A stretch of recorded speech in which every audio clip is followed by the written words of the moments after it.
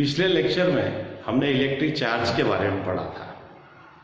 आज हम चार्ज के बीच में लगने वाले फोर्स कूलॉम्स लॉ के बारे में पढ़ेंगे। तो कूलॉम्स लॉ क्या है देखिए।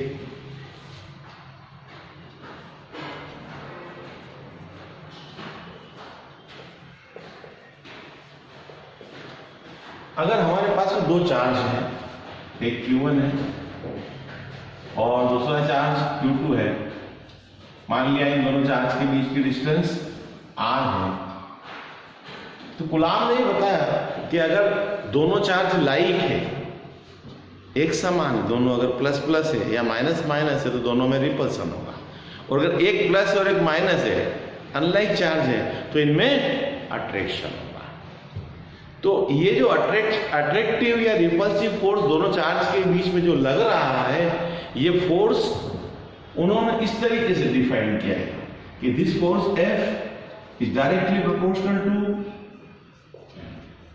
Product of magnitude of both the charge.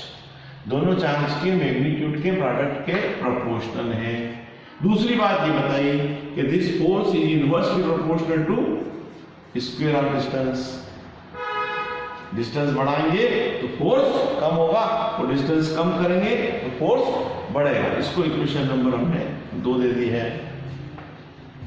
ठीक है, अब इन दोनों इक्वेशन को हम अगर इकट्ठा कर दें तो F इज प्रोपोर्शनल टू क्या हो जाएगा, Q1 into Q2 upon R। ठीक है, ये फोर्स। अब प्रोपोर्शनलिटी का जब साइन हटता है तो आपको पता है 11 में पढ़ा आपने, कांस्टेंट आता है। यहां पर कांस्टेंट जो है, कुछ बुक वाले डायरेक्ट न्यूमेरिकल वैल्यू लिख देते हैं, पर मैं आपको न्यूमेरिकल वैल्यू कैसे आई ये निकालना भी सिखा रहा हूं।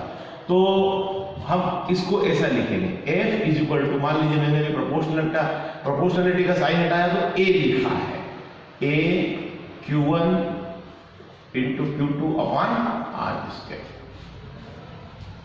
ठीक है, A लिखा है। अब ये जो A है, इस A की वैल्यू M के सिस्टम में होती है 1 अपॉन 4 पाई एप्सिलॉन नॉट। क्या होती है, 1 अपॉन 4 पाई एप्सिलॉन नॉट या एप्सिलॉन 0। ये जो एप्सिलॉन नॉट है, इसको हम कहते हैं परमिटिविटी। परमिटिविटी ऑफ एयर और वैक्यूम।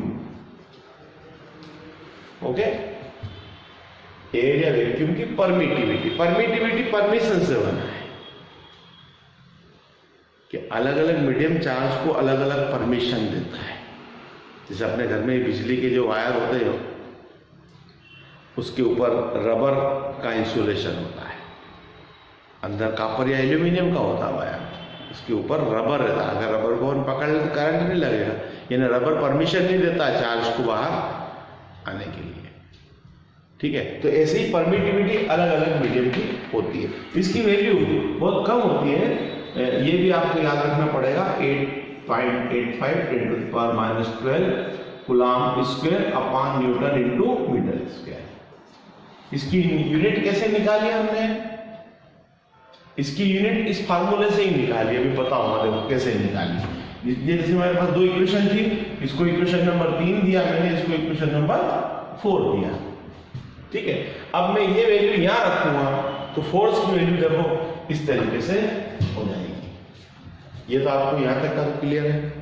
ठीक है, फिर कूलॉम्स लॉ में मैंने 2 इक्वेशन बनाई, दोनों को कलेक्ट की, कलेक्ट करने के बाद में इसको इस ढंग से लिखा, A प्रोपोर्शनलिटी कांस्टेंट है जो इस तरीके से आया। ठीक है, अब आगे देखते हैं हम।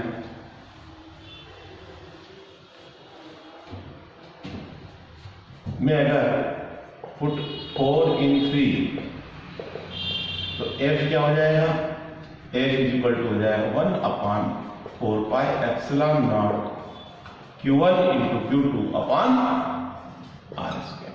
ये एप्सिलॉन 0 को अगर मैं इधर लाता हूं और फोर्स को इधर लाता हूं तो Q1 और Q2 दोनों की यूनिट क्या है, Coulomb square, Coulomb into Coulomb square.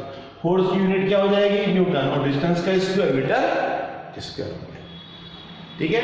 अब अगर ये एप्सिलॉन 0 की वैल्यू यहाँ रखते हैं अपन, पाई की वैल्यू 3.4 रख दें और 4 से मल्टीप्लाई करें और सॉल्व करें, तो इसकी स्टैंडर्ड वैल्यू ये आती है 1/4πε0 की वैल्यू आ जाएगी 9 × 10⁹ और यूनिट इसकी रिवर्स हो जाएगी न्यूटन इंटू मीटर स्क्वायर पर कूलम स्क्वायर। तो कई बार बुक वाले क्या करते हैं कि इस कांस्टेंट के स्थान पर ये वैल्यू लिख देते हैं, ठीक है। तो ऐसा भी कर सकते हैं, पर आपको मैं कुछ नई चीज बताना चाहता हूं, इसलिए आप ऐसा ही सीखे तो अच्छा रहेगा, ठीक है। तो फोर्स का फार्मूला मेरे पास ये आया, ये टाइम आया है, एरिया वैक्यूम में आया। अब अगर फोर्स को किसी दूसरे मीडियम में लिखना हो तो हम फोर्स को कैसे लिखेंगे? फोर्स इन एन मीडियम, दूसरा मीडियम। मान लीजिए आपने हवा की जगह पे तेल ले लिया है, पानी ले लिया है, तो फिर क्या हो जाएगा? मान लीजिए मैं उसको एफ डैश किया, तो F dash is equal to क्या हो जाएगा? 1/4πε Q1 × Q2/r²। अभी एप्सिलॉन क्या है? एप्सिलॉन को परमिटिविटी ऑफ मीडियम कहेंगे। एप्सिलॉन क्या है? परमिटिविटी ऑफ मीडियम, ये एप्सिलॉन। और अलग अलग मीडियम के लिए इसकी वैल्यू अलग अलग, जैसे मैं कुछ मीडियम के बारे में बता रहा हूं कि क्या क्या वैल्यू हो सकती है उसकी।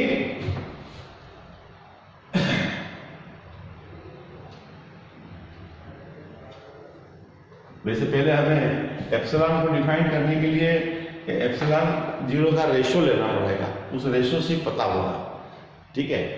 तो पहले हम उस रेशो को निकाल लेते हैं। ये मान लीजिए क्वेश्चन नंबर 6 है, ठीक है। अब अगर मैं 5 में 6 से डिवाइड करूं, डिवाइड 5/6, तो क्या हो जाएगा? F/F' इज इक्वल टू ε/ε0, बाकी सब चीजें कट हो जाएगी। और एप्सिलॉन और ε/0 का जो रेशियो रहेगा उसको हम डाइलेक्ट्रिक कांस्टेंट K कहेंगे, या फिर एप्सिलॉन R, रिलेटिव परमिटिविटी कहेंगे, KR एप्सिलॉन R, ठीक है। अब अगर मैं इसका मल्टीप्लाई इसमें कर दूं, मेरे को रिलेशन मिल जाएगा epsilon is equal to ε/0 K, ठीक है।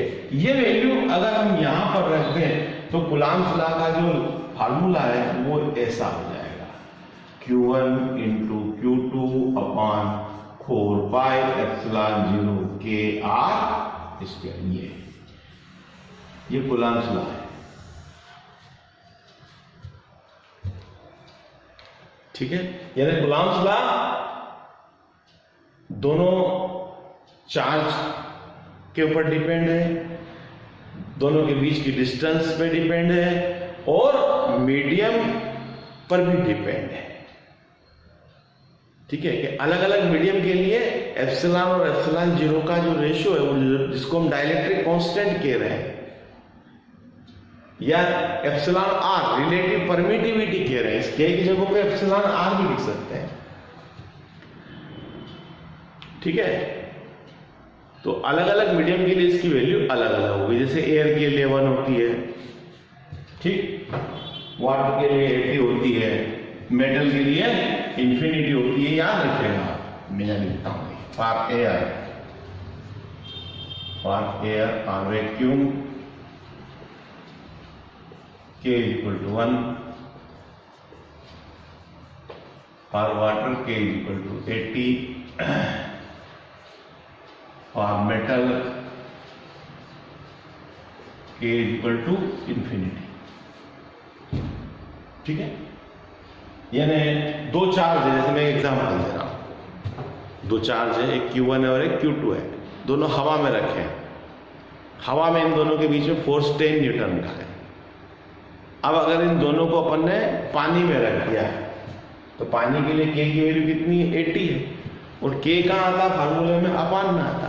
तो अब फोर्स पानी में कितना हो जाएगा? 10/80, यानी 1/8 हो गया, फोर्स रिड्यूस हो गया, और अगर दोनों चार्ज के बीच में एक आयरन की प्लेट रख दे, मान लीजिए ये दोनों चार्ज एक प्लेट रख दी, तो आयरन के लिए K की वैल्यू कितनी है?